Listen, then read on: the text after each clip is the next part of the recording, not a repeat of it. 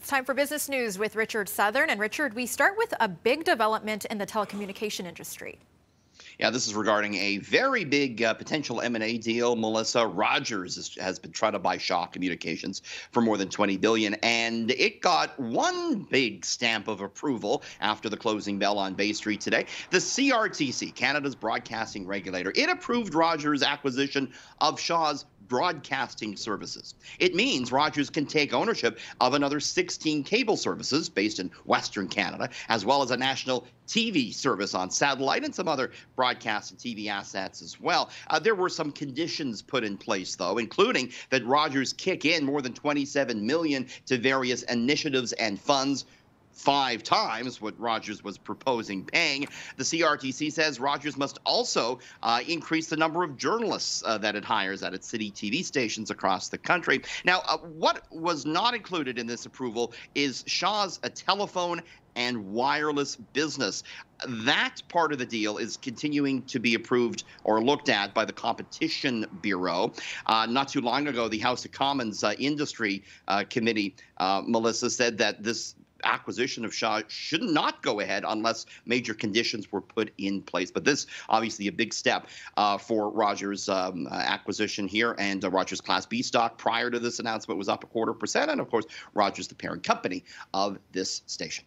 Okay, now a decision is coming soon here in Canada, and it could have a major impact on the world's oil supply.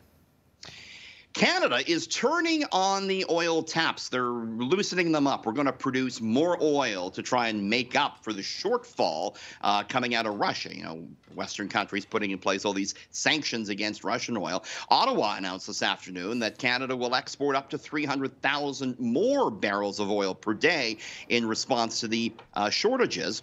And the price for oil did move lower today, not directly related to this, but a lot of other countries are planning on doing the same thing. Oil was down 2.3%. Unfortunately, we're not going to see much follow-through at the gas pumps.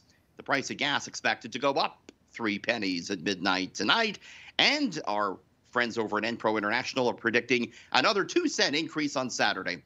Your cheapest bet for a fill-up is this evening. After City News, of course, not right now, Melissa. Some good advice there. Now, Uber has been at war with the taxi industry for years, and that's what makes this story so interesting, Richard.